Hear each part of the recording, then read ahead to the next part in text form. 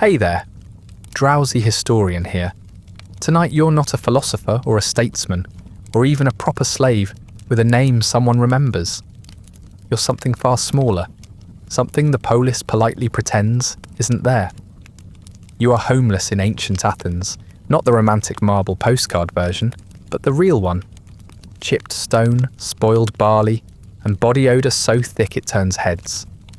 You sleep where statues crumble and dogs piss. Democracy flourishes all around you, of course, just not for you. Your vote doesn't count, your hunger does. Before we start rummaging through temple scraps and trying not to get kicked by passing hoplites, do me one small favour. Let me know where you're listening from and what time it is there. I always enjoy seeing who's tuning in from around the world. And if you'd like early access to more slow, miserable walks through history, ad-free audio of the episodes, or just want to support the show, you'll find the Patreon link in the description. But for now, lie back, get comfortable, let's begin. You wake up on stone. Not metaphorically, not in the poetic, tragic way they write about in plays, but literally on stone. A chunk of broken roof tile presses into the small of your back. Another is wedged beneath your ribs, though it takes a moment for your nerves to fully return and remind you of that fact. Your right hip has gone numb again, probably from the way you curled up against the plinth in your sleep, trying to keep your legs inside the patch of shade cast by the marble column. You've been using your own arm as a pillow, and it smells like mildew and ash. You've lost most of the feeling in your fingers, but they still itch, from lice probably, or the straw mat you tore apart a few nights ago to use as bedding. You shift slightly, and the whole pile rustles like a dying nest. A low grunt escapes your throat, half groan, half breath. Somewhere near your feet, a dog is licking your toes. You open your eyes slowly. Above you looms the temple of Hephaestus, tall and gleaming in the pre-dawn light, its Doric columns rising like the bones of the gods themselves. The marble glows faintly pink where the sun is thinking about rising. From this angle, flat on your back, close to the ground, the temple looks impossibly clean, unreal even, but you know better. You've seen the cracks, you've traced them with your fingers at night when no one was watching. There's piss in the crevices near the steps, usually from drunks or stray animals. There's ash blown in from funeral pyres and grime streaked down the fluted columns where men have leaned for generations, waiting for nothing in particular. But no one mentions that part in the odes. The gods don't mind. The gods never come here at night. Your mouth tastes like spoiled olives and wood smoke. You're not sure when you last drank water that wasn't stolen or stale. The back of your throat feels furry. You roll slowly onto your side, careful not to expose your stomach to the open square. Your hymation, or what's left of it, is still wrapped tight around your shoulders, but it does nothing for warmth. You tried sleeping without it once, hoping your skin might dry faster and the lice would lose interest. It didn't help. It just made you easier to spot. You try not to move too suddenly. Somewhere nearby, maybe down the steps toward the agora, someone is stirring. A man coughing into his cloak. Another morning shadow. You're not alone here. Not in the broader sense. There are others like you.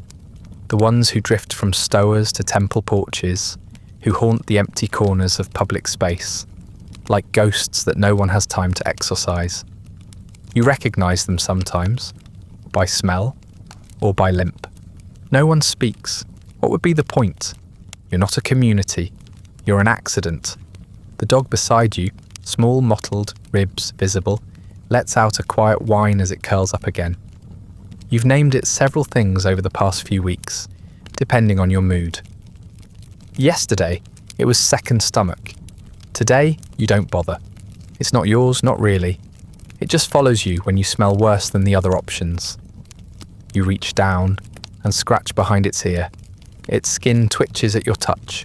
Fleas maybe, or just nerves. You understand. The stone beneath you is still cool, but the warmth is coming.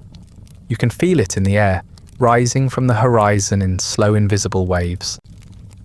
Athens doesn't stay gentle for long. By midday, the stone will burn. Your skin will sweat and stink, and the city will pretend not to notice. You've learned to move before then, not out of strategy, but survival. The guards don't like sleepers, especially not the kind who make the tourists nervous. You've been prodded with spears, spat on. One time, dragged a full block by the collar of your tunic before the man got bored and let go. He didn't say anything, just shoved you face first into the dirt like a broken amphora. You sit up slowly, vertebrae cracking in protest, and scan the square. No one official yet. A few runners, a merchant in the distance, unfolding cloth near the edge of the agora. The morning shift. The day will start whether or not you do. Somewhere across the city, men are stretching in gymnasia, slathering themselves in olive oil, preparing to discuss the nature of virtue while their slaves prepare breakfast. Elsewhere, women are gathering water, avoiding glances, arranging hair. And here, in the shadow of a god's forgotten forge, you are brushing straw off your ankles and hoping your stomach doesn't lurch too loudly in front of passers-by. You pull your cloak tighter and stand, legs unsteady, joints slow to remember their function. The soles of your feet are cracked. One heel bleeds slightly from where you caught it on a jagged step the night before. No sandals. You traded those for food 3 days ago. A handful of pine nuts and a roasted beetle. You told yourself the crunch was satisfying. It wasn't. A few more people trickle into view now. A boy balancing a basket on his shoulder. An old woman with a spindle tucked into her belt. Neither of them looks at you directly. Their eyes skip past you the way one steps around dung in the road, automatically, instinctively, without acknowledgement. You are something to be avoided, not noticed. That's good. It's when they look too long that trouble starts. A woman might call for the guards, a man might try to be brave in front of his friends. You've learned that stillness invites less pain than explanation. You shuffle around the temple's edge, toward a sunken stairwell that dips below a half-buried colonnade. The spot smells like mould and urine, but it's quiet, at least for now. You relieve yourself into the corner, bracing against the wall with one shaking arm. Your legs feel like reeds. Everything hurts. You're not ill exactly, just worn, used, like a discarded tool no one's bothered to melt down yet. The dog follows, watching you with eyes that seem to understand more than they should. You drop to a crouch and tear a strip of fabric from the edge of your cloak, the part that's already fraying. You use it to wipe your hands, then toss it into the filth near the base of the stairs. The gods don't come here either. The wind shifts. Somewhere beyond the rooftops, the sun breaches fully over the hills, casting long shadows between the columns and igniting the gold flecks in the marble. The temple of Hephaestus glows like a beacon of civic pride, its clean lines and fluted edges a symbol of order, purpose, craftsmanship. Inside, statues stand in perfect balance, heroes, smiths, demigods. Their skin is unmarred, their muscles forever taut. None of them have fleas, none of them are hungry. You blink. For a moment, just a breath. You almost forget that you're part of this city too. You live here. You walk these same streets. You breathe the same air. But you're not invited. You are not part of the polis. You are beneath it, underfoot. A problem to be tolerated until you disappear or die. Ideally both, and preferably without drama. The square is growing louder now. Hooves on stone. Voices raised in casual bartering. The slap of sandals on marble. You need to move. You've lingered too long. Someone will see you soon, and worse, recognize you. Not as a person, of course. As a nuisance. A stain. Something that ruins the view. You adjust your cloak, tuck your chin, and begin walking. Your stomach turns with each step. The dog trots beside you, ears low, tail still. Together, you pass the edge of the temple platform and descend into the waking streets where the sun is already too bright, the people too clean, and the city far too proud of itself to make room for you. You walk slowly, not out of choice, but necessity. Your joints still ache from the night's unforgiving stone, and your feet threaten rebellion with every uneven step. One sandalless heel drags slightly behind the other, leaving a faint smear of blood that no one will notice. The dog, still unnamed, still following, weaves in and out of your path, occasionally pausing to sniff the air like it might contain answers. You envy the simplicity of that instinct.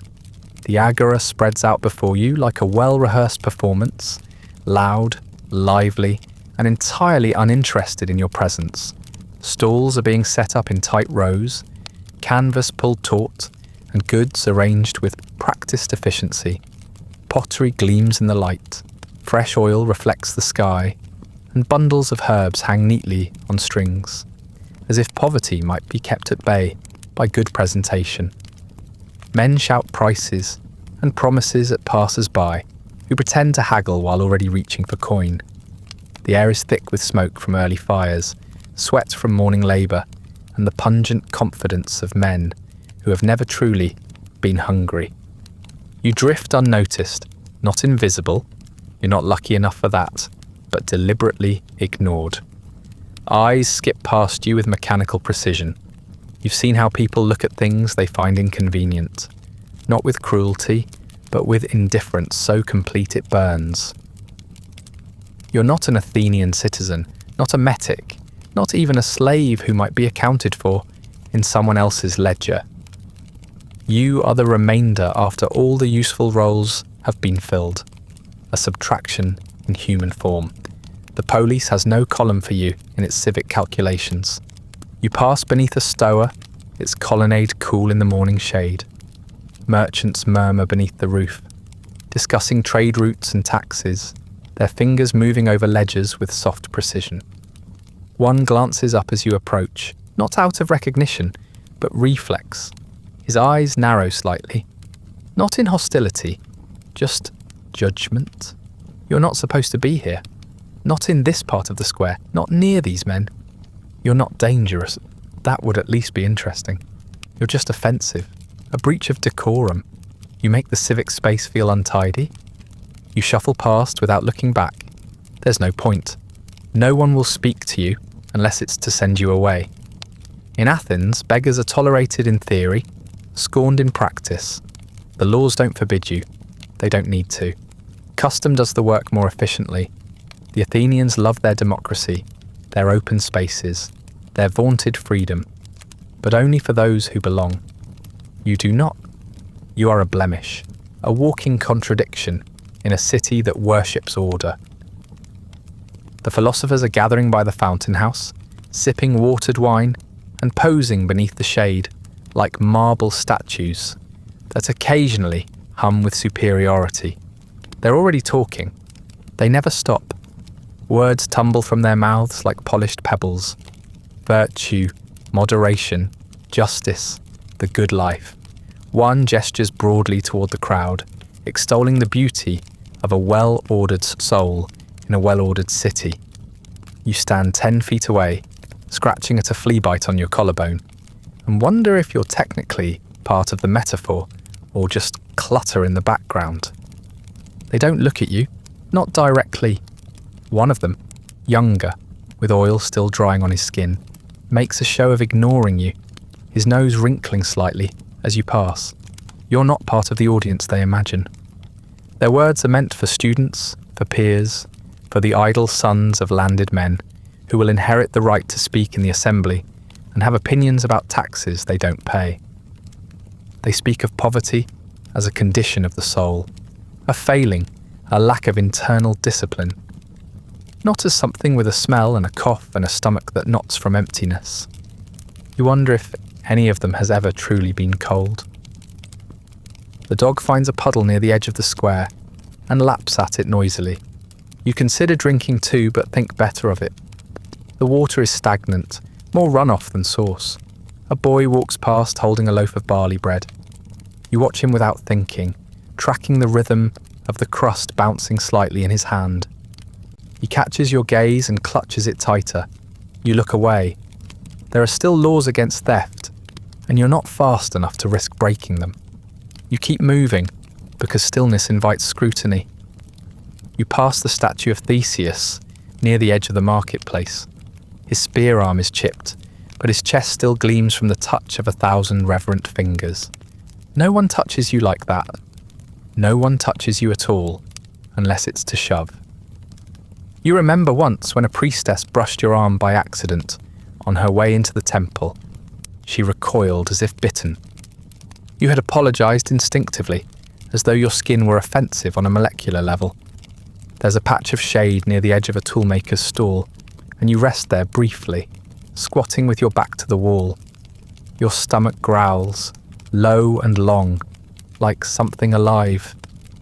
You haven't eaten since yesterday, when a fishmonger's apprentice tossed you the head of a snapper he'd gutted. Most of the flesh was already gone, picked clean by birds or his own knife. You chewed what was left and sucked the eye for salt. You told yourself it tasted like sustenance. It didn't. It tasted like glass and shame. A child runs past you laughing, his feet thumping against the stones with effortless joy. You try not to hate him. He doesn't know yet. His tunic is clean, his hands still soft. You hope, absurdly, that he never ends up like you, but you know some do. You've seen them arrive, weeks or months into starvation, eyes still wet with the shock of being abandoned by the system they thought would protect them. It never does. The sun is higher now, casting sharp angles across the square. The shade is shrinking. You shift again, your knees cracking. Your hymation clings to your skin with the sweat of 100 days worn without wash. Somewhere nearby, a goat bleats in protest. A woman selling cheese slaps its flank with the practiced indifference of someone who has more important things to worry about. You try to count the coins that change hands around you, but the numbers blur together. You've never held more than a handful of old bowls at once. When you had them, you spent them on bread and a cracked pot to collect rainwater. The pot broke. The bread ran out. The money didn't come back. A bearded man with an amphora strapped to his back pauses in front of you. You look up. For a moment, your eyes meet. He doesn't say anything, just frowns, adjusts the strap on his shoulder, and steps deliberately around you, as though you were a spilled wine stain he's too polite to complain about. You stand again slowly. Your legs feel hollow. The dog follows without prompting. Together, you drift back toward the middle of the square. You have nowhere to go, not in the directional sense, but in the existential one. You're not heading to anything, only away from being noticed. You circle the outer edge of the agora, like a failed orbit, skimming past significance, but never drawn in. You pass a shrine, Hermes, you think, though the nose is broken off and the base is worn smooth. Someone has left an offering, a sprig of myrtle, a handful of raisins, a lump of cheese. You think about taking one, just one, but it's still early and someone might see. Better to wait. Let the sun move a little higher. Let the crowds thin. Your stomach groans again, louder this time. It's less a complaint and more of a threat. You turn your head toward the sharper end of the square, where the scent is coming from. Fish, raw, wet, pungent. Not clean, not fresh, but real. You can smell scales and brine and blood. The market has opened, and so you move, not quickly, not with hope, but with the slow determination of someone who knows that survival depends on what others choose to throw away. You follow the scent toward the market with no illusions. You're not hunting, not in the noble spear-wielding sense. You're scavenging. You're one of the city's quiet parasites, trailing the edge of appetite, hoping something slips. The fishmongers are already yelling over one another by the time you arrive, their voices sharp and overlapping like gulls fighting over entrails. You hang back at first, near the cracked paving stones where the runoff collects. The smell is worse here. Fish blood, warm and sticky, mingling with yesterday's rot. Cats lurk under the stalls. One hisses when you step too close. The first pile you inspect is just waste. Gills, bones, a translucent eyeball slowly collapsing in the sun. A boy picks up a scale-covered gut and dangles it in front of a dog until it jumps, then laughs and throws it farther into the alley. You wait until he's gone before approaching. There's nothing left. The dog growls as you crouch and you back away. Fair enough. He got here first.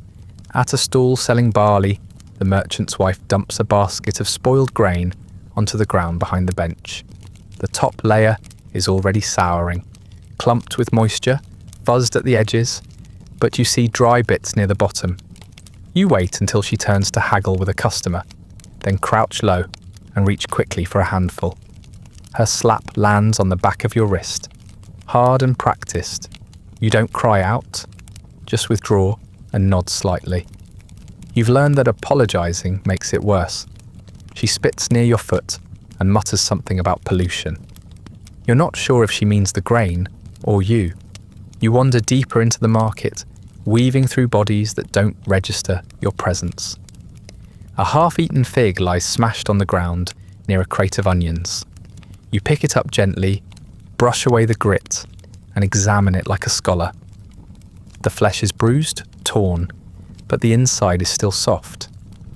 You eat it in 3 careful bites, trying not to make noise.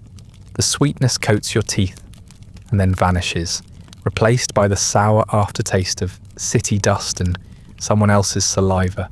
Still, it's more than you expected. Behind a wine stall, you find a lump of bread that's gone green at the edges. You tear off the worst parts and chew the middle. It's dry, dense and bitter, probably barley, mixed with grit to stretch the flour. You remember when you used to gag at bread like this? That was before the hunger wore down your preferences. Now your only real concern is whether it will stay down. At one stall, a younger man with sunburnt arms and red knuckles tosses a few fish heads into a bucket. You linger, hands tucked behind your back, trying to look small and inoffensive. He notices. For a moment, you think he might offer one, but then he sneers and turns away. You wait until he's distracted again, then crouch and pluck a single head from the top. It's soft and greasy, and you can smell the sourness before you bring it to your mouth. The skin slips between your fingers. You nibble around the jawbone, where a few scraps of flesh still cling. The eye socket is empty. The cheek is chewy, full of brine and oil. You eat it anyway. Someone throws a rind at your shoulder. You flinch, then turn. A girl in clean robes stares at you, like she's unsure whether you're an animal or a warning. Her mother pulls her away without a word. You don't blame them. You wouldn't want to see you either. You circle the edge of the stalls again, this time watching for carts being packed up, where bruised fruit or broken pottery might be abandoned. Near the edge of the square, you spot a wheelbarrow tilted at an angle, one of its handles cracked. Beneath it, half crushed, lies a pomegranate. The skin is split. Someone took a bite and tossed it away. You crouch, gently roll it into the shade, and sit beside it like you're keeping vigil. You pick the seeds out one at a time, pinching the flesh between your fingers and sucking the juice slowly. It tastes like blood and sunlight. You savour it more than you should. The juice stains your fingertips and lips, a mockery of wealth. Somewhere nearby, a priest is giving a speech about balance and harmony. You wonder if he's ever had to eat around shoe prints. There are stories of temples giving alms. You've heard them whispered, how during certain festivals, the gods command generosity, and food is handed out to the poor. You even saw it once, during the Eleusinian rites. A priestess dropped barley into the hands of a blind man and blessed him. But that was ceremonial, symbolic, a performance. No one blesses you. No one hands you anything unless they want you to leave. And the next festival is weeks away. You remember trying to sneak into a temple once, during a late summer ritual. You made it as far as the outer courtyard, before someone noticed. The guards didn't even speak. They just dragged you out by the arm and tossed you down the temple steps. Your elbow still clicks when it rains. You weren't even trying to steal, just hoping there might be crumbs left at the altar. The gods, apparently, have better security than the agora. A man bumps into you as you stand. He doesn't apologise. You don't expect him to. You steady yourself against a column and breathe through your nose, trying to quiet the twist in your stomach. You've eaten enough now to make your gut remember what hunger feels like, but not enough to settle it. That's the worst state, half fed, half starved. Just enough food to keep your body angry. You stagger toward the edge of the market, avoiding eye contact, looking for somewhere out of sight. Your hands are sticky with juice, and your stomach is starting to churn. It happens sometimes, when the food is too old or the fish too raw, or maybe it's just your body, so tired of being ignored that it's turning on itself. You lean against a wall, then drop to your knees in the shade behind a public altar. The base is smooth with centuries of touch. No one will care if you sully it now. The retching starts before you're ready. It claws its way up your throat, violent and bitter. You vomit the pomegranate seeds first, then bile, then a string of half-chewed fish and old bread. Your eyes blur, your hands grip the stone like it might anchor you to something holy. But there's nothing sacred about this, just muscle and acid and the humiliating sound of a man who doesn't get to choose what his body keeps. When it's done, you sit back and wipe your mouth on your sleeve. A fly lands on your knee. The dog, still following, still silent, sniffs at the puddle but doesn't drink. Even it has standards. You rest your head against the altar and breathe shallowly. The sun is higher now. The shadows are shrinking. Somewhere beyond the square, the city celebrates its wisdom and beauty. There are banquets today, probably. Speeches, poems about the harmony of man and polis. Your ribs ache when you inhale. You close your eyes just for a moment, not to sleep, just to pretend you've eaten something that wanted to stay inside you. You stink. You've known that for a while now, but the knowledge has shifted from an occasional discomfort to a permanent awareness, like a stone tucked behind your ribs. Your tunic, once the colour of sand, now something closer to ash, is stiff with sweat, smoke, and other less nameable things. It clings to your skin in patches and stands away from it in others, forming ridges where dirt has hardened into seams. There's a crust along the collar where salt and grime have fused into a kind of fabric plaque. You scratched at it once. It came off in flakes. Your skin itches constantly. The worst is along your scalp, where the lice are thickest. You've tried scraping at them with a piece of broken shell, tried crushing them between fingernails, even tried rubbing garlic into your temples when someone told you it might drive them out. It didn't. Now you just live with it. You've learned to scratch subtly when you can, and with reckless abandon when you can't. The sores on your arms are your own doing mostly. That and the fleas. The scabs come and go, sometimes bleeding through the cloth. You try not to pick at them during the day. Bathing is a memory now, not a habit. You used to wash at one of the public fountains, quick, half-hidden rinses in the early morning before the vendors arrived. You'd strip off your tunic, scrub at your arms and face, and pour water over your feet, trying to keep the worst of the filth from becoming permanent. That ended last week. One of the attendants saw you and shouted, said you were defiling the sacred space, called for a guard. You didn't wait to argue. You just grabbed your things and ran, nearly slipping on the wet stone. You haven't been back. The truth is those places aren't for you. Not the fountains, not the baths, not the gymnasia with their smooth-tiled floors and jars of scented oil. They're for men with status, citizens, the kind with names and rights, and the luxury of nakedness. Cleanliness is part of their identity, like wealth or posture. They anoint themselves with oil, then scrape it off with bronze strigils in elegant, choreographed motions. They leave behind curls of dirt and sweat, then lounge in the shade talking about moderation and the beauty of the human form. You watch from a distance, too filthy to enter and too poor to even mimic them. You used to think that maybe, if you could keep clean, people might see you differently. That if you could find a way to wash regularly, keep your clothes in decent condition, maybe hold your chin at just the right angle, you could pass for someone worth acknowledging. That illusion died with your last tunic, the one with the patches that almost matched. It rotted through at the seams after too many damp nights. You buried it in a midden pit behind a potter's shop. A rat was nesting in it the last time you passed by. Now you smell yourself constantly.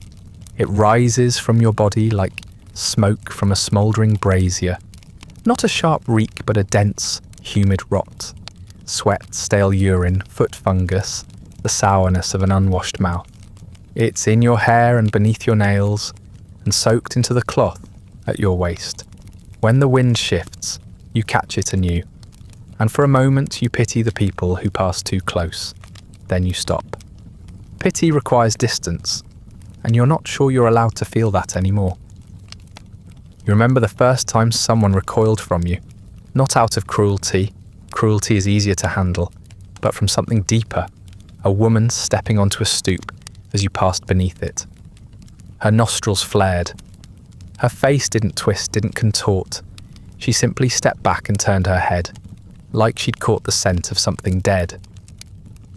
That's when it hit you. Your smell isn't just unpleasant. It's informative. It tells them what you are before you speak. People smell you before they see you. That's the order now. The stink reaches their noses, and their eyes search for the source, expecting something decomposing, something foreign, something unclean. And there you are, standing upright, but only barely, wearing a shape that used to be human. You see it in their faces, the moment of calculation, the recoil disguised as a breath, the quick decision to move 2 steps left instead of 1. You are not a man, you are a boundary. You try on occasion to clean yourself in secret. Rain helps when it comes. You'll strip in a ditch and let the water run over you, rubbing at your skin with handfuls of grass or scraps of cloth, but it never lasts. The next dry day brings the sweat back, and with it the stink. The lice don't wash away. The sores don't heal. You've heard there are plants that can be boiled to make soap, but boiling things requires pots, fire, space, time, things you no longer have. Your fingernails are black with filth. You don't remember the last time they were trimmed. You chew at them sometimes, not from nerves but habit. It doesn't help. There's dirt under the skin at the base of your neck, around the folds behind your ears. Your breath tastes like mildew and bile. Your armpits are crusted. Your groin itches constantly, a slow burn that makes walking feel like punishment. And you walk often. Sitting too long invites questions, or kicks. You pass a group of men gathered at the edge of a colonnade, playing dice and laughing. One of them catches your scent as you pass and coughs loudly, making a performance of waving his hand in front of his nose. His friends laugh. It's not directed at you, not really. You're not worth the effort. You're just the catalyst for a joke they can tell each other about the failure of the city's drainage system. You don't say anything. You never do. What would you say? That you've tried? That you once used rosewater years ago, before your name slipped out of anyone's household ledger? That you remember what clean skin felt like? No one wants to hear that. The smell has made you permanent in their minds. Not as a man who once had a place, but as a creature who belongs in the gutter. You are your odor now. As you make your way down a narrow lane near the Potter's Quarter, a family steps aside to let you pass. The father looks straight ahead, jaw tight. The mother draws her hymation across her nose, but the child, a girl maybe 5 or 6, points directly at you and laughs, not cruelly, just innocently, the way children do when they see something strange. She laughs and says loudly, "He smells like a goat." The parents freeze. The mother shushes her sharply, kneeling to murmur something in her ear. The father says nothing. His eyes flick to yours, then away. You keep walking. You don't blame the girl, she's right. You do smell like a goat, a sick one at that. And in some small way, you're grateful she said it out loud. At least someone acknowledged you, even if only to mock. You step into the sunlight again, and the heat thickens the scent rising from your clothes.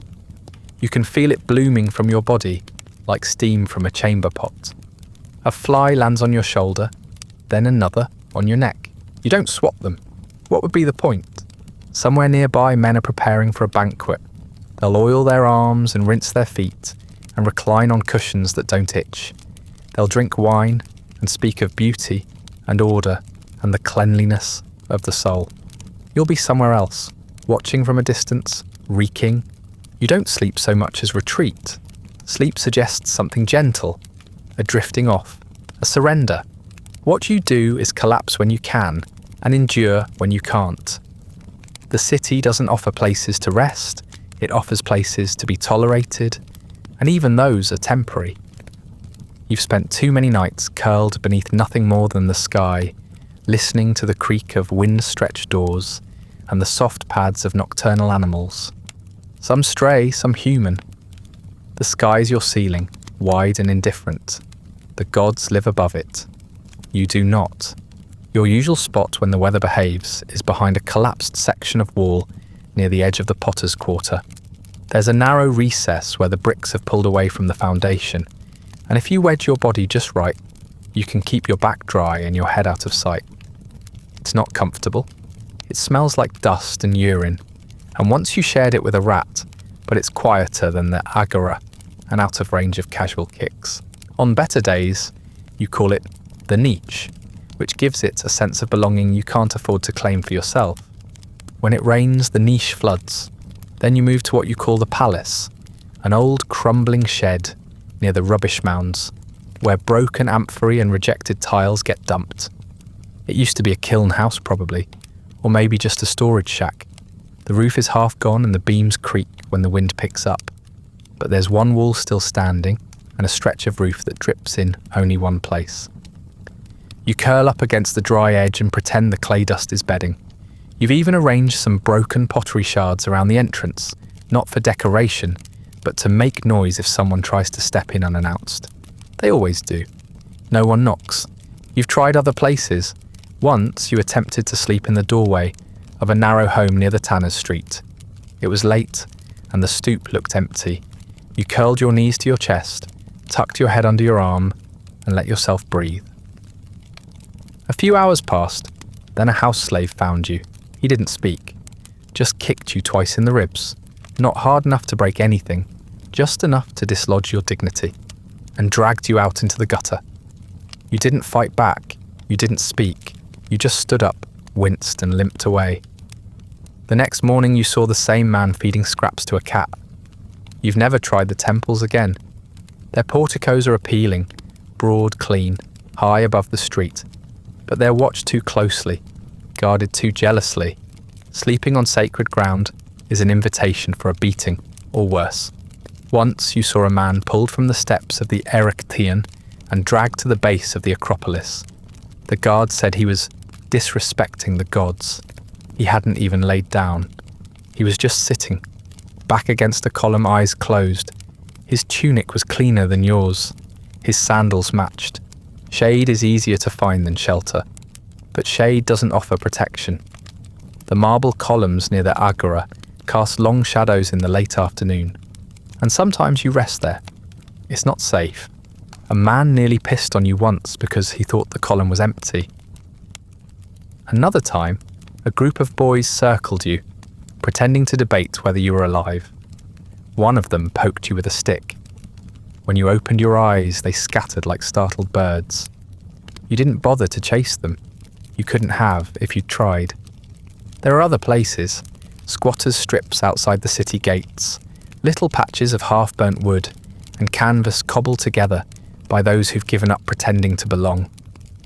You've walked through them once or twice, a row of lean-tos pressed against the base of a retaining wall, smoke curling from a shallow fire pit, 3 or 4 figures sleeping beneath stitched rags and old mats. No names, no introductions, just wary looks and the sound of someone coughing something wet into the dirt. You didn't stay, not because they weren't kind, they weren't anything, but because even there, Space was a currency, and you didn't have enough of it. You've heard talk, mostly from slaves with opinions, that Athens is a marvel of engineering. Streets designed to channel runoff, homes built to catch the wind, waterworks drawn from ancient springs. It's true in a way if you have a house. If you're part of the civic machine, if you're one of the counted. But if you live in the seams, in the spaces between structures and under eaves, then Athens is nothing but exposed angles and cold stone. There is no design for you, no comfort, no contingency plan. Sometimes you wonder how many people live this way, not in the theoretical sense, but the physical. How many backs press against how many walls? How many pairs of eyes close without a roof above them? The city doesn't record those numbers. The city doesn't care. If you die in your sleep, they'll scrape you into a ditch and say a few words about misfortune or divine punishment. Maybe someone will mutter that you should have worked harder. Maybe someone will wonder who you were. Probably not. You pass a well-worn alley near the old bronze foundry. There's a half-collapsed statue based there, just a plinth now. The feet of some forgotten general still attached. The rest was pulled down years ago, maybe for the metal. The base is just wide enough to sit behind, just tall enough to obscure you from casual view. You've used it before. It's not comfortable, but at this point, comfort isn't the goal. You just want to sit, to stop moving, to let your muscles forget themselves. You slide down behind the base, wincing as your back scrapes the stone. The dog curls beside you, tail tight against his side. You press your knees to your chest, wrap your arms around them, and rest your forehead on your elbows. The stone is warm. The air is still. For a moment, just a moment, you allow yourself to pretend that this is yours. That the stone was meant for you. That this quiet corner of a noisy city was reserved for the weary, the broken, the discarded. You find them not long after you've been roused again. The philosophers, they gather near the stoa in the slanted light of late morning, their voices drifting across the flagstones in measured, confident cadence. You don't know their names, but you've learned their rhythms. Some speak with the clarity of trained orators, their words clipped and clean like temple carvings. Others ramble, pulling metaphors like loose threads from a woolen cloak, hoping someone else will make the stitch. The one speaking now has a good voice, calm, authoritative, pleased with itself. It's the kind of voice that only comes from regular meals and an untroubled bladder. He's talking about virtue again, arete, as if it's something you can inherit or construct through sheer determination. He speaks of temperance and moderation, of living simply and rightly. He describes poverty like it's a lifestyle choice, a moral exercise in detachment from luxury. You want to laugh, but your throat is dry and your ribs still hurt from yesterday's shelter. So you just listen. That's all you're allowed to do. Observe, absorb, remain still. You're not the only one listening. A ring of students surrounds him, most young, most bare-legged and olive-oiled, sitting cross-legged on mats or leaning against columns. They nod, sometimes scribble, sometimes interrupt with soft-spoken questions about ethics or desire, or how best to endure misfortune without complaint. None of them look like they've missed a meal in months. One of them wears a garland still fragrant with rosemary. He sneezes twice and jokes that asceticism won't cure allergies. The others laugh. The speaker gestures broadly, as if the entire square is his amphitheatre. And for a moment, it is. True virtue, he says, is not in what a man owns, but in how he uses his mind. Even a beggar may be wise if he orders his soul properly. The students murmur appreciatively, as though he's fed them something richer than olive cake. One young man near the back turns his head slightly and sees you, hunched in the shade behind a pillar, watching. His nose wrinkles, he doesn't say anything, but his disgust is efficient. You've heard it before. In fact, you've heard that exact sentiment. Diogenes said something similar, didn't he? The beggar philosopher, the man in the barrel. He's famous now, admired even, for thumbing his nose at wealth and power. But when he was alive, people spat at him. They mocked his smell, his rags, his strange posture. You wonder if they'd admire you too, if only they knew you'd chosen nothing. If you told them this was your ascesis, your philosophical practice of detachment, would they nod solemnly and call you wise? Or would they still look away? You know the answer. You know what they see. Not a philosopher, not a martyr to truth, not even a madman with a purpose. Just another stinking man in the dust, ruining the scenery. You don't speak because your voice wouldn't register. You don't interrupt because no one has ever asked what you think. Your hunger isn't metaphor. Your dirt isn't political. You're not here to make a point. You're just here because you have nowhere else to be. One of the students tosses a piece of bread in your direction. Not in generosity, in performance. A hard crust arcs through the air and lands at your feet with a dry thunk. It's not wrapped in cloth. It's not offered with kindness. It's a gesture meant to amuse his peers. Even a beggar may feast if his appetite is virtuous, he says. And they laugh, more softly this time. You crouch, pick it up, and eat it. Not because you're grateful, because you're starving. The crust is tough, stale, and faintly sour.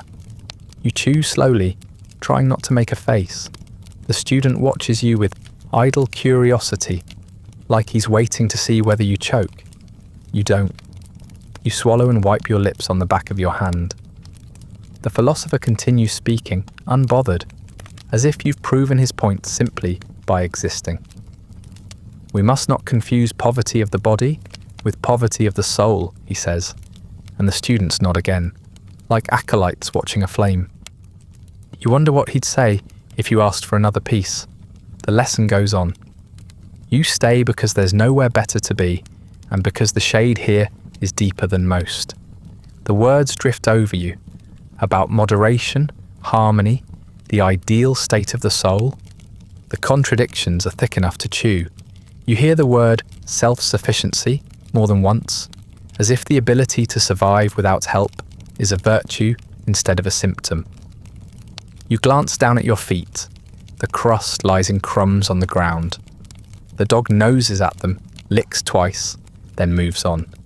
The longer you stay, the more the students seem to notice you. Their glances become sharper, more frequent. One rises to his feet and leans against a column, arms folded across his chest. He's tall, with clean sandals and a thin scar along his cheek. Not a labour scar, but the kind that comes from practice fighting. His eyes don't leave you. You recognise the posture. He wants you to move, not because you've done anything, simply because you exist too visibly.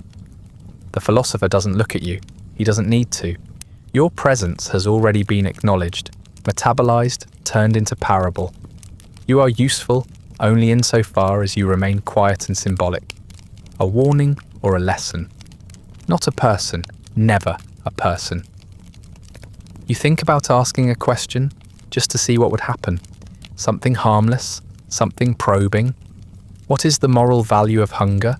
Or, if self-restraint is virtue, why am I not the most righteous man in Athens? But your mouth stays closed. You know what would happen. At best, you'd be laughed at. At worst, you'd be removed. The ideas may be free, but the conversation is not. You shift slightly, feeling the edge of the pillar dig into your spine.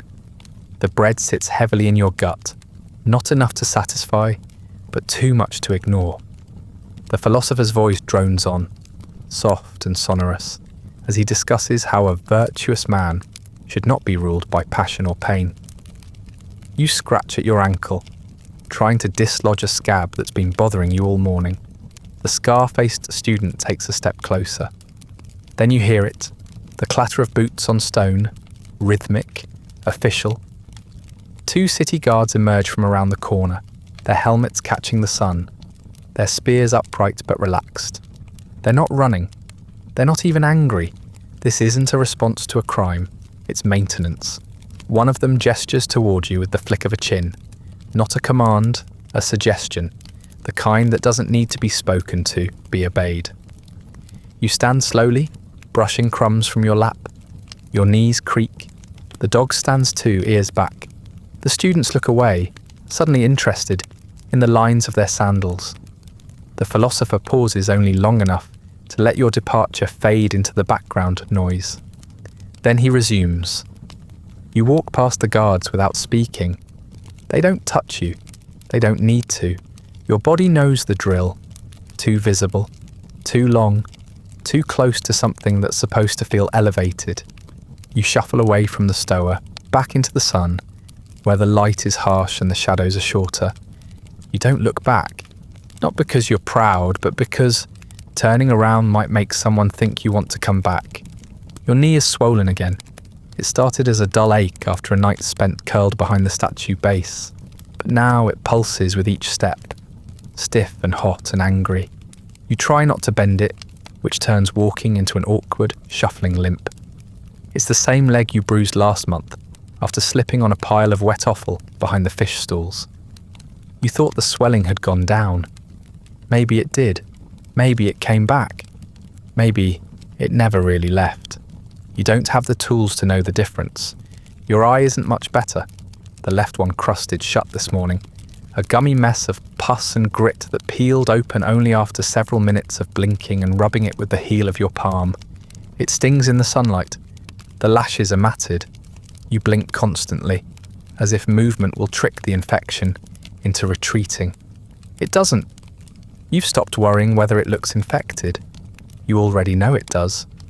The whites have turned a kind of angry yellow-red, and the corner oozes when you cough. You've grown used to seeing the world through a haze. There's something living under your skin. Not metaphorically, not philosophically. Something real, something with legs. You first noticed it on your forearm. A line of bumps, faint and pink, that itch terribly for a day, then seem to move. Now there's a track running toward your elbow. A worm, maybe, or a nest of something smaller. It doesn't hurt yet, just itches deep beneath the surface, like a laugh trying to escape through your muscles. You haven't told anyone. Who would you tell? You once tried to ask a priest at the Asclepion about the swelling in your foot. You waited until most of the petitioners had left, until the air smelled like incense and blood. You approached slowly, humbly, offering no coin because you had none. He didn't even look at the foot, just glanced at your tunic, your posture, your stench. This is a place of healing, he said, as if your presence had violated the definition. You haven't been back since. There are no doctors for people like you. No healers, no midwives, no wise old women with bundles of herbs and stories about moon cycles. Those stories are for citizens, or slaves lucky enough to be kept in one piece. You're not valuable enough to treat.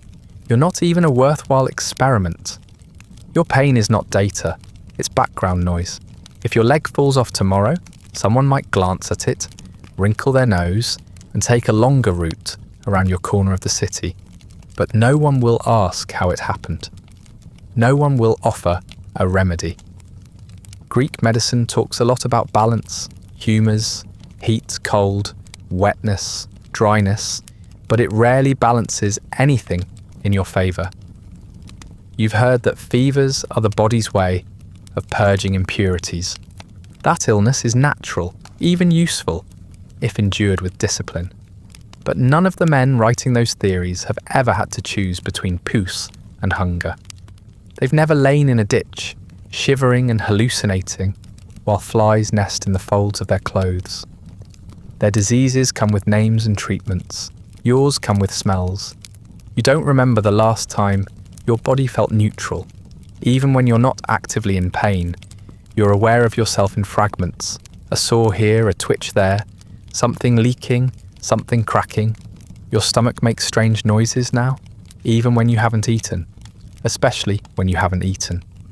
Your teeth are loosening, and you sometimes catch the copper taste of blood without knowing why. You no longer pick at your scabs. There are too many of them, and they no longer heal the way they used to. They just sit like decorations. The lice are constant companions. You scratch without thinking now, even when you know it draws attention.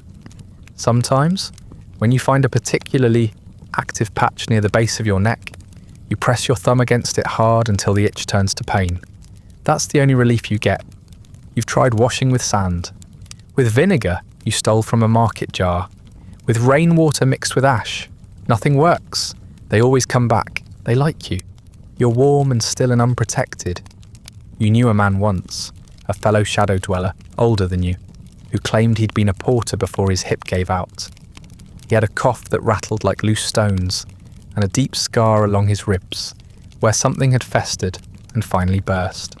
He said he'd been to a healer once who told him to sleep upright and drink boiled fig leaves. He died 3 days later, slumped beside a drainage ditch, his mouth still open. No one moved him for hours.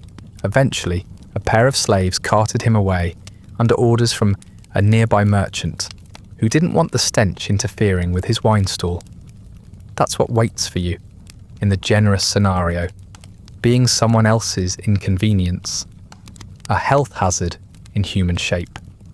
You sit briefly in the shadow of a boundary wall and press your hand to your knee. The skin is taut and warm. There's a kind of pressure there now, not just from use, but from something internal, like your body is trying to push the joint outward. It's not infection, you tell yourself. It's just strain. It's just wear. The same way a sandal thins at the heel. But you can't help noticing that your hands shake when you try to stand. You try not to think of how close you are to immobility. You try not to imagine what it would mean to lose your ability to walk. You're already invisible. But to be both invisible and still, that's something worse. That's death that doesn't announce itself. The square is thinning now. The vendors are pulling shade covers over their stalls, and the richer citizens are retreating for the midday meal. You've learned to move at this time, to leave the more visible parts of the city before someone decides you're ruining their appetite. A man once threw a stone at you for sitting too close to his dining porch. You hadn't said anything. You were just resting. But your resting looked too much like poverty, and his guests were arriving. You rise slowly, shifting weight onto your good leg. The other wobbles beneath you like it's reconsidering its job description. You don't argue with it. You just move, slowly, carefully. You make your way toward the edge of the city, not because it's safer there, but because it's less noticed. The periphery is where people put things they don't want to see. Rubbish heaps, broken statues, poor men who smell like they're decomposing in slow motion. As you limp past a closed doorway, a woman peers out and quickly pulls the curtain shut. Her action is smooth, almost graceful, practiced. She didn't flinch. She didn't gasp. She simply made you disappear. You keep walking. The gods are everywhere. You can't walk 100 paces in this city without tripping over a shrine, an altar, a procession, or some sacred stone that looks exactly like a regular one until someone tells you not to step on it. Athens is full of divinities carved in marble, painted on vases, invoked with toasts and oaths and curses. They have homes in every ward, offerings on every block, names on every tongue. It's hard to know which ones are real and which ones are simply popular this season, but it doesn't matter. Belief is a civic duty here, like voting or paying taxes, though you're not permitted to do either of those either. You pass a temple, the kind that looms a little too perfectly above the road. Its columns are unblemished, freshly whitewashed. The air around it smells of incense and citrus oil, and the steps have been swept clean this morning. You know that because you saw the slave doing it while you hid behind a stone pillar, waiting for him to finish. You don't get to walk on those steps. You don't get to climb that platform, or leave an offering, or touch the garlanded railing unless you're part of the citizen body. You're not. You're what's left over. The road is blocked now by a procession. You stop where you are, off to the side, close enough to smell the oils, but far enough to be out of frame. A line of perfumed priests walk slowly past, their robes bright with woven patterns, their sandals too clean to have touched real earth. They carry polished icons, painted wooden images of gods with calm expressions and carefully arranged hands. You watch the faces. The gods are looking just over your shoulder, eyes fixed on some middle distance where the polis lives in idealized harmony. A sacrificial bull follows, draped in ribbons and garlands, its eyes wide and stupid. A slave boy sprinkles barley ahead of its path, while musicians strike low, rhythmic notes on lyres. The whole thing smells like civility and blood. This isn't faith, this is ceremony. This is what belief looks like when it's fed 3 times a day and given a bath. You bow your head anyway.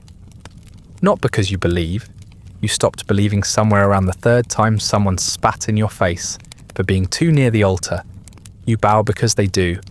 And belief, like disease, can be contagious if you're not careful.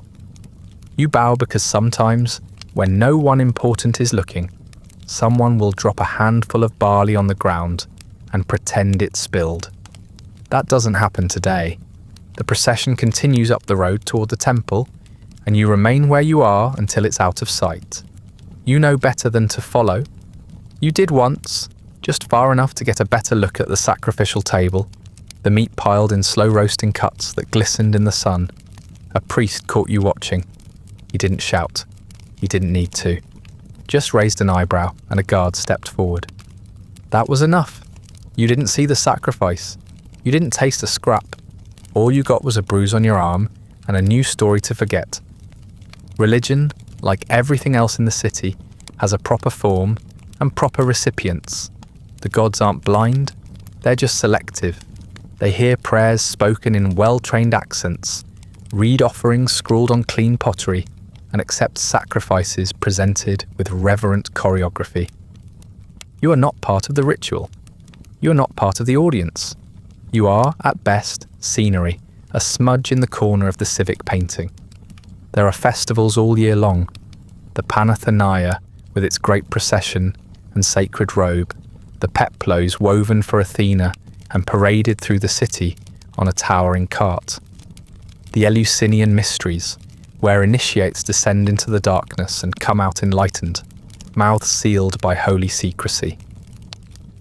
The city Dionysia, where wine and drama mingle, and the great tragedies are performed for gods and men alike. All of them speak of renewal, order, divine justice. All of them are beautiful, and none of them are for you. You watched the Panathenaic procession once, crouched on a roof edge near the pottery district. The cloth was stunning, golden thread catching the light. You remember thinking it could have covered 10 of you, with enough left over to make a blanket for the dog. The crowd below wept with pride. They were part of something vast and ancient and worthy. You sat in the dust, your knee leaking fluid through your tunic, and wondered what Athena thought of uninvited guests. You're not allowed into the mysteries.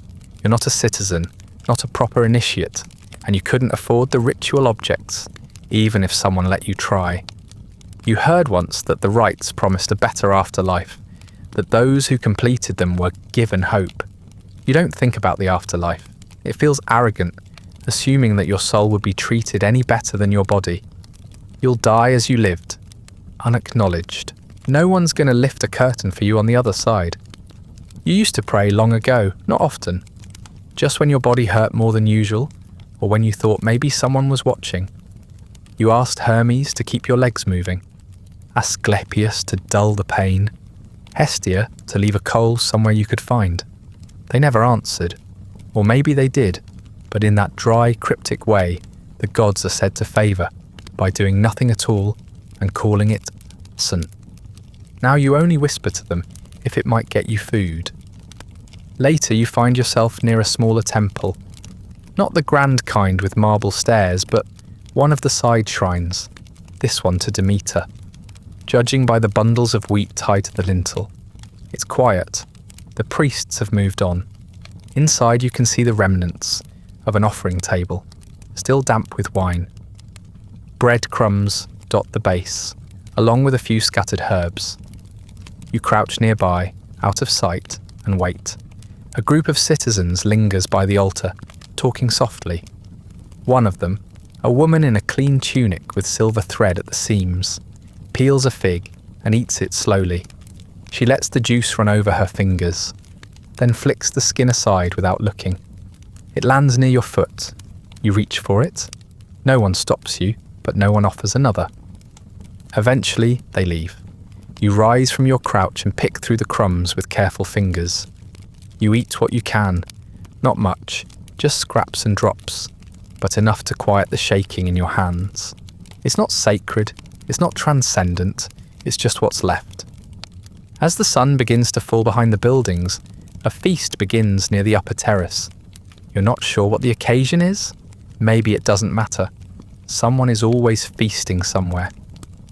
The smell of roasted meat drifts down the slope, mingling with laughter and the high pluck of a lyre.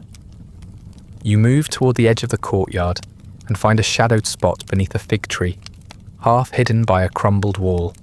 From there, you can just barely see the gathering. Dozens of citizens reclining on cushions, drinking wine from polished cups, their mouths full of food and philosophy. They toast to the gods. They toast to justice. They toast to the polis. No one mentions hunger. No one mentions you. You sit in silence, watching from the dark, your stomach twisting slowly in time with the music. The dog lies beside you, head on its paws, eyes half closed. Neither of you moves. Neither of you is part of the story. The sun drops quickly in Athens. It lingers golden on the rooftops for a moment too long, then slips behind the hills and leaves the city in a pale, dusty half-light that fools no one. You feel it in your skin before you see it. A sudden shift in the air, a dry coolness that doesn't refresh so much as unsettle. Shadows stretch longer. Voices grow louder. The market stalls fold inward like wounded animals. People move differently now, walking faster, eyes darting, not quite trusting the space between one torch and the next. This is the part of the day that's hardest to explain to anyone who hasn't lived it, the part where night begins, but sleep is still out of reach. For most, the transition is a gentle one. Home, hearth, wine, firelight, doors closed, shutters latched, dogs fed and brought inside. For you, there are no doors, no shutters, no fire, no inside. Night does not mean rest, it means exposure. Every creak, every echo, every sudden step in the dark is a threat waiting to be confirmed. You begin looking early, before the last of the light fades.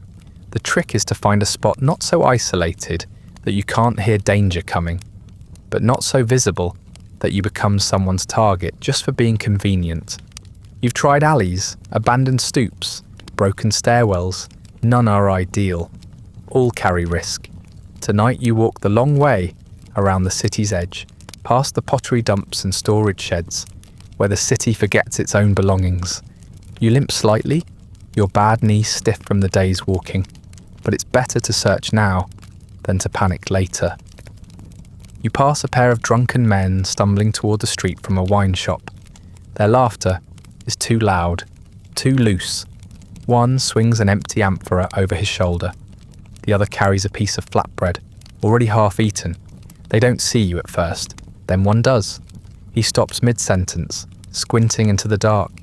His friend follows his gaze. You lower your eyes and keep walking, slow and steady, arms wrapped around your torso, like you're holding yourself together. One of them says something you don't catch. The other laughs. They let you go. You've been less lucky before. It's not just thieves you worry about. They tend to target those who still have things worth stealing. No, it's the ones who want nothing from you except your suffering. The ones who find sport in kicking someone too tired to run. The ones who think your silence is an invitation. You've heard stories, not whispered rumours, but real accounts, shared in muttered voices behind columns and cooking pits. A woman too slow to flee, found stripped and bruised by the edge of the long walls. A boy beaten so badly that his eyes swelled shut. A man who tried to defend himself and ended up dragged by his tunic through the gravel, spit pooling in his mouth as he lay face down beside a shrine. There are no night patrols for you. The guards don't sweep alleys unless someone important complains. If you scream, no one answers. If you vanish, no one files a report. There's no paper trail for people like you. Just dirt and footprints and silence. You used to sleep near the gymnasium before they caught on. The courtyard was shaded, the colonnades wide enough to conceal your body, if you lay just so. But then a group of young men started practicing there after dark, sparring, drinking, showing off, and your presence offended their sense of order. One of them found you beneath a bench. He didn't shout, just grabbed your ankle and yanked. You remember the sound of your head hitting stone more than the pain itself. When you came to, your cloak was missing and your elbow was bleeding. You didn't go back. You've also tried the shrines, not the major temples, but the smaller roadside niches, the ones that house humble household gods and sometimes offer shelter by accident. You stayed in one once, curled beside a weather-worn statue of Hecate with a missing arm. In the morning, a farmer found you there and hit you with the shaft of his hoe, shouting that you desecrated the place. He threw water on you, not clean water, but the runoff from his livestock trough. It stank worse than you did. You thanked him anyway. You needed the rinse. Now, you look for something quieter, something broken. You head toward the construction debris outside the northern gate, where renovations have paused for the season. There's a half-fallen wall with a broken lintel resting on its side. Not quite a building, not quite a ruin. Just enough to duck behind. Just enough to make you feel, for 1 hour, like you're not entirely exposed. You reach it just as the last light drains from the horizon. The air smells of dust and something metallic. You crouch, ease your body down behind the stone, and nestle into the corner where the wall curves. It's not comfortable. The ground is uneven and a sharp bit of gravel presses into your back. You don't move it. You're too tired. The dog curls nearby, one eye half open. He doesn't sleep until you do. Neither of you trust the dark enough to surrender easily. You hold a stone in your hand. It's smooth, oval, about the size of your palm. Not a weapon, not really, but solid enough to feel like you're doing something. You keep it close at night, ever since someone tried to roll you for a half-eaten pomegranate. You didn't win that fight, but you didn't lose everything either. That counts for something. The city sounds different at night. Not quiet, never truly quiet, but smaller. The voices are fewer, the footsteps more deliberate. You hear a woman singing softly behind a wall somewhere. You hear a door slam. You hear dogs barking. Not the tame kind. Street dogs, feral and mean, chasing shadows through the alleys. Sometimes they fight. Sometimes they win.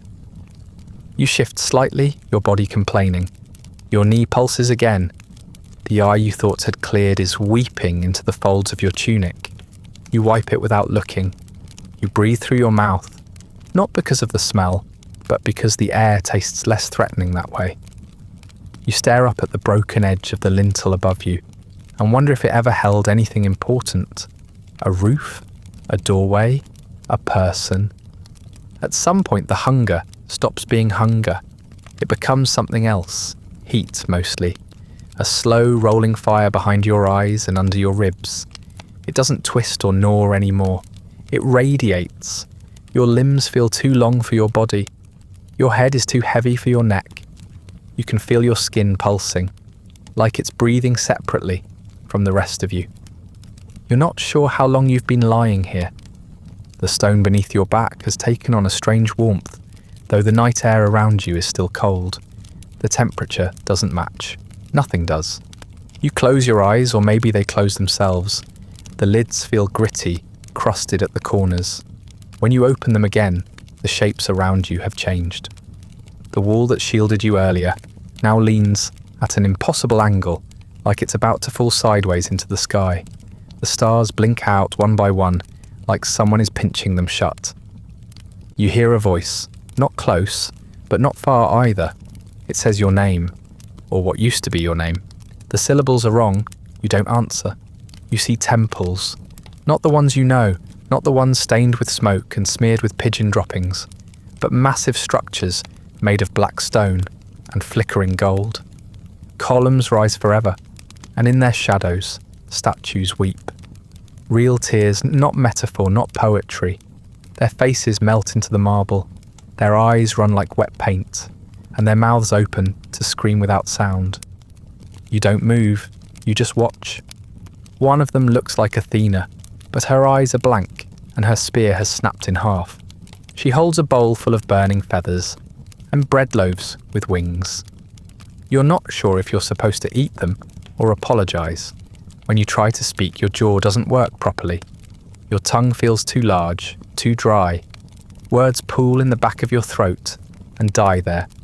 You smell salt and iron and honey. Someone is singing.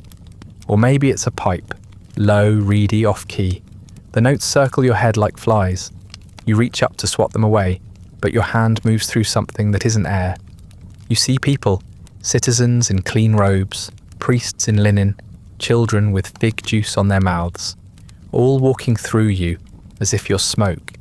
They don't stop. They don't stumble. You call out, but your voice slides sideways. No one turns their head. You try to follow them, but your legs won't obey. Your feet sink into the stone, then through it.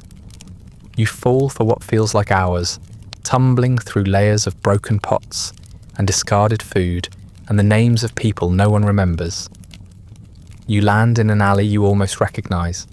It smells like fish and wet dust. A dog stands at the far end.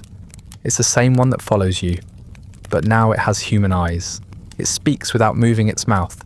It says, "This city will bury you standing." You want to ask what that means, but the dream has moved on. You're walking through the agora, only everything is wrong. The sky is green. The columns lean like broken teeth. The philosophers are arguing with statues, and the statues are winning. A merchant is selling nothing. Not empty baskets, but actual nothing. You look inside and see the outline of hunger, shaped like your own body. You leave it there. Someone claps you on the shoulder and hands you a cup. You drink without thinking. It tastes like spoiled wine and river water. You thank him. He turns into a wall. Your knees buckle. You're back in the street. Someone is dragging you by the wrist. You can't see their face. You hear the word vermin spoken in a dozen voices. It echoes like a hymn. You try to stand, but your limbs are no longer yours. They belong to someone more useful. You remember your mother's voice, though you're not sure if she ever had one. She says you should have eaten more lentils. You tell her you tried. She disappears behind a temple door. You don't know how long this lasts. This half-dream, half-waking, sweat-slick cycle of shivering and drifting. Time folds in on itself. You forget whether it's still night. You forget the order of days. You forget whether you've spoken aloud recently or just imagined the sound of your voice. You forget your name. Not the full name, not yet, but the short version. The one someone used to call you when they were trying to be kind. It flutters away like a piece of parchment in the wind. You reach for it too slowly. You blink and see the moon. It's real, you think. It must be. Too bright to be anything else. It sits in the sky like an indifferent coin, silver and round and smooth. You focus on it like it's the only solid thing in the world. Your breath comes in shallow bursts, and the dog, if he's still a dog, is curled against your hip, warm and silent. Your tunic is soaked, not with water, with sweat mostly, and a bit of vomit you don't remember producing. Your skin prickles in waves. Your heart beats too fast, then too slow, then not at all for a terrifying second before lurching back into rhythm, like a cart hitting a stone. You lie still, afraid to move in case it stops again. You know this can't go on much longer. You're not built for this. No one is. Bodies aren't meant to last without care, without sleep, without food that stays down. You are unravelling. Not dramatically, not like a tragedy, quietly, like a sandal that wears through one step at a time. You think of the people you've seen vanish. A man who used to beg near the fountain house, his cough so regular you could time your steps by it. One day he wasn't there. A woman who once slept behind the temple wall. She'd mutter to herself in 3 languages and laugh when it rained. She stopped laughing. Then she stopped being. No one asked. No one noticed. There was no funeral, just less space being occupied. You wonder how long it takes before no one remembers you ever existed. You try to sit up, but your limbs don't agree. So you lie back and stare at the sky, hoping it will clarify something. It doesn't. It never does. You mouth your name slowly, silently. It doesn't feel right. The syllables are cracked like broken pottery poorly glued. You say it again, this time aloud. The sound is smaller than you expected. It escapes but barely. You blink. Your eyes sting. The moon is still there. So is the dog. The city breathes around you. Slow, unbothered, unchanged. You're still here. For now. You lie there for a long time after the fever breaks, if it broke at all. Your body is no longer shivering, but there's no certainty in that either. Just a dull quietness in your limbs, as if they've been wrung out and laid flat. The sweat has dried in patches across your skin, leaving behind salt lines and a faint sourness you're too tired to care about. You don't know if it's still night. The stars have shifted, the shadows have changed, but your sense of time has come unmoored. The dog is still beside you, curled tightly, his breath warm against your calf. You don't reach for him. You don't move at all. Even now, curled behind a broken wall, filthy, hollowed out, some part of you barely holding on to breath, the city gleams. That's the thing no one tells you. The city doesn't dim for your suffering. It shines. It always shines. The torches on the Acropolis flicker gold against white marble, steady and elegant, the flames moving like dancers. The columns catch the light with their usual smugness, every edge clean, every line divine. From here, from this patch of dirt where you lie more shadow than man, the city looks invincible.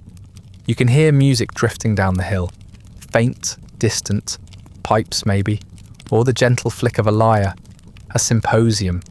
You can smell it too, grilled meat, spiced wine, oil burned for ambiance rather than light.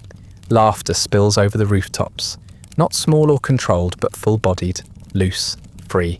The sound of people who have never been cold for more than a moment, people whose bellies are full, who speak in clever circles about duty and beauty, while reclining on cushions stuffed with wool you'll never touch. You imagine them, bodies oiled and clean, robes artfully askew, sandals kicked off under low tables. Someone's quoting Homer badly.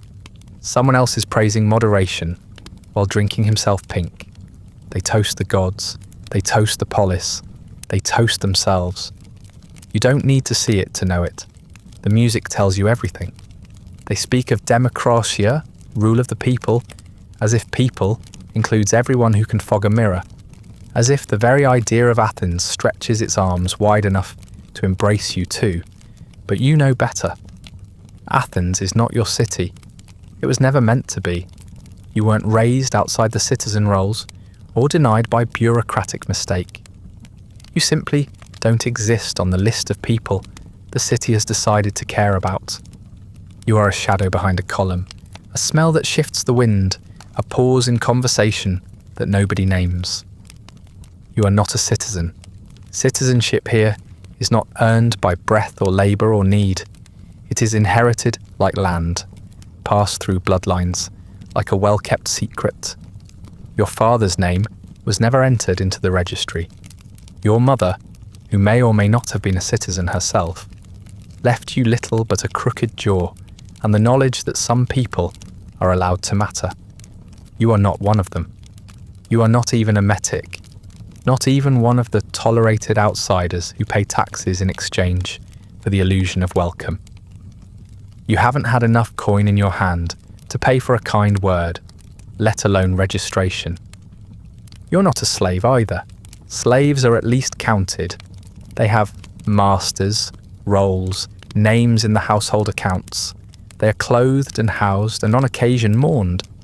You have none of that. You are unclaimed, unregulated, unremarkable. The only records of your presence are the footprints you leave and the stains you can't help.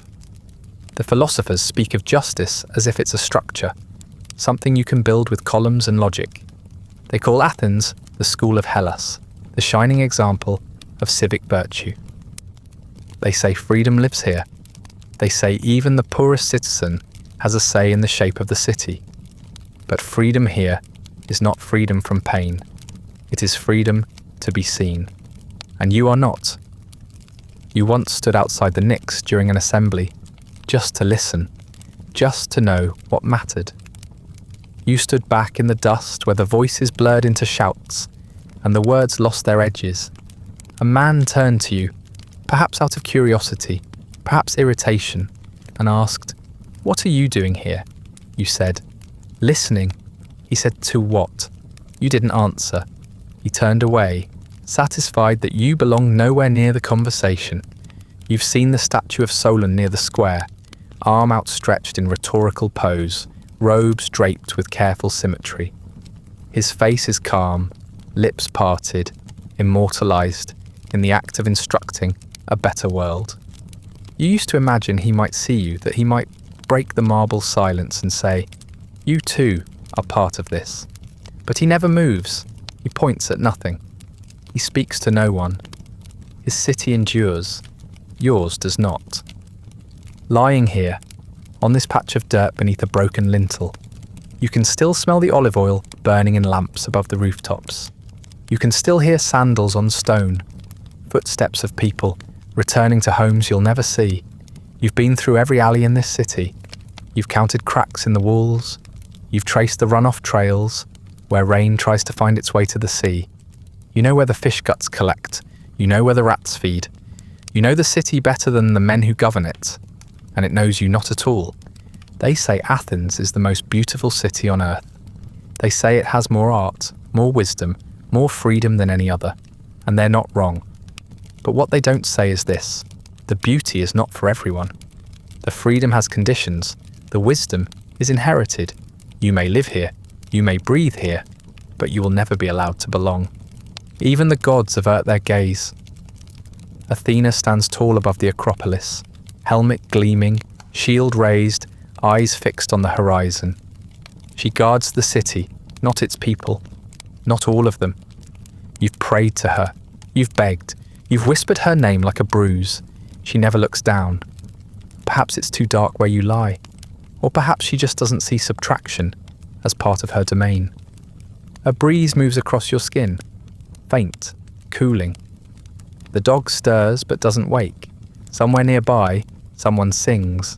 A hymn maybe, or a drunken chant. It's hard to tell at this distance. The torches are still burning.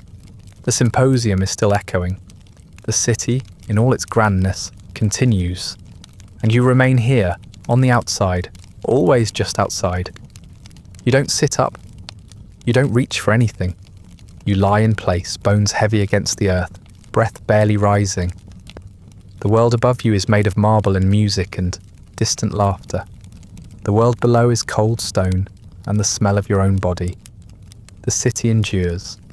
And none of it, not the firelight, not the songs, not the carved names on the base of statues, none of it is meant for you. That brings us to the end of tonight's story. Quiet, bitter, and left to rot in the spaces history doesn't name.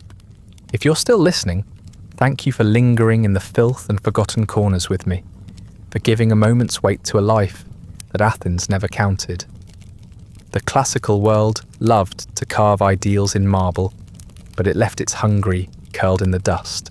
No statues, no records, no last words, just silence. If you'd like early access to more of these quietly unravelling histories, ad-free audio of the episodes, or just want to support the show, you'll find a link to the Patreon in the description. Feel free to like, subscribe, or leave a comment with other forgotten corners of history you'd like to see covered.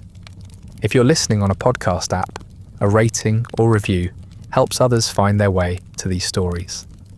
And special thanks to the supporters who make this show possible, including our chroniclers Andrew S. and Amanda Lamke. Sleep well.